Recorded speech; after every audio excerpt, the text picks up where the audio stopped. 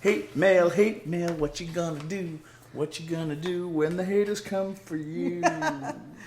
Okay, so this isn't necessarily hate mail. Well, calling us fucking wackos is a little bit we're unpleasant. a little bit wacky. Yeah, okay. So maybe they're accurate. Okay. However, we are not strangers here on YouTube to people with strong opinions. Yes.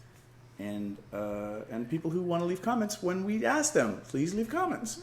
So we got somebody. I'm not gonna shame anybody by leaving their actual name here. Although if you were to check out, did we delete this comment or not? No. Good. I don't like deleting hate mail usually. I mean, like actual hate speech, yes. Fucking wackos, I don't think that's hate speech. When I kind of like the term wacko. So somebody left a comment on one of our herpes videos. So if you want to go find out who they are, you can find out by watching our herpes videos. This is their opinion. Obviously, having bumps on your crotch, having itches and sores, not a big deal. Herpes, not a big deal. All caps. Wow! Creepy herpophiliacs. I didn't even know that was a word, but good for you for using Latin. Hey, look, my crotch looks like the surface of an alien planet. Isn't that smashing? Go forth and spread your virus, my children. Fucking wackos. So here. It's all fun and games in the comment section until you get herpes. And then you have bumps and sores if you're one of those people who has breakouts like that. And then you have to deal with the fact that you might have an STD or an STI. I have herpes 1. That's why I've tested positive for it. I've never had an outbreak that I know of. So obviously I'm one of those people who doesn't suffer from frequent, really horrible outbreaks. Statistically speaking, most people will have 2 to 3 outbreaks in their lifetime. Most people don't have horrible outbreaks. And so in those situations, herpes is basically a skin condition.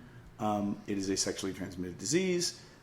You should get tested and do the blood work, which is usually not free, to find out if you have herpes. A lot of people have it and they don't know it because it's asymptomatic. But I'm not condoning the spread of your virus. No. What I am trying to normalize is the fact that, you know, there are people out there who have herpes and it is not the end of the world.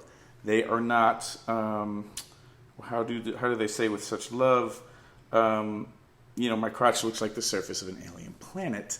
You're not aliens. Your crotch is not a planet, although it is its own little universe. It's beautiful. So, you know, I don't think herpes is the end of the world. That's my personal opinion as an educator and as a slut. And I sleep with plenty of people who have herpes. Yeah. And there are things that you can do to mitigate the possible transmission of herpes. And so having this tone and approach to STIs and STDs, I think is much healthier. And I understand that a lot of people have a lot of charge and emotion and strong opinions about certain things. This is America. If you're watching YouTube in America, maybe you're watching it someplace else, but you're entitled to your opinion.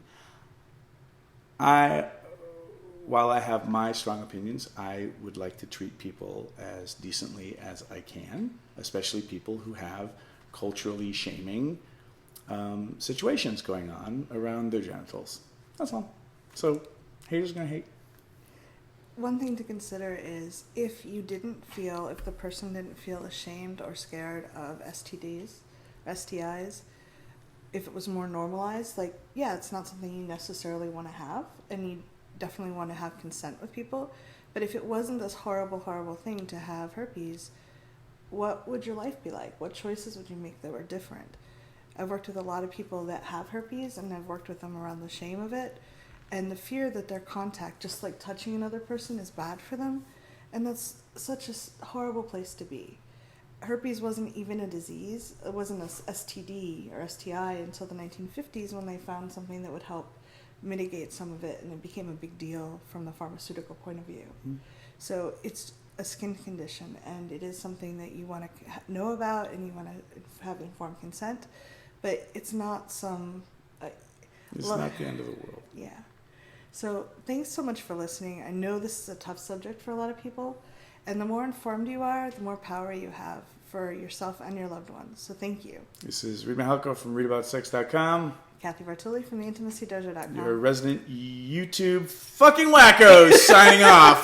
Ciao, Bella!